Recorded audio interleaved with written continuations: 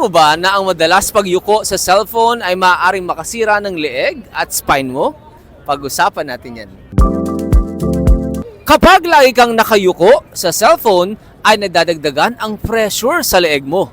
Ang ulo natin, it weighs about 4 to 5 kilos. Pero kapag nakayuko ka, maaaring umabot ng hanggang 20 kilos ang pressure sa spine mo. At kapag tuloy-tuloy ang ganitong posisyon, maaaring magkaroon ng neck pain, shoulder tension, headaches, and poor posture. And possible long-term spine problems. Hindi mo agad ito nararamdaman, pero maaaring maipon ang mga damages na ito. At ano naman ang mga senyales na posibleng may text neck ka na? Noong una, laging masakit ang leeg after using your phone. Madalas ay nakaslouch ka na.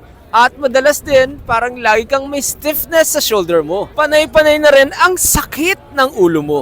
Para maiwasan, iangat mo naman ang phone to your eye level. Take a break every 20 to 30 minutes. Stretch your neck and your shoulders. And improve your postures habang gumagamit ng gadgets. Simple adjustments can prevent long-term damage. Tandaan, ilan lamang yan sa ating mga health and wellness tips.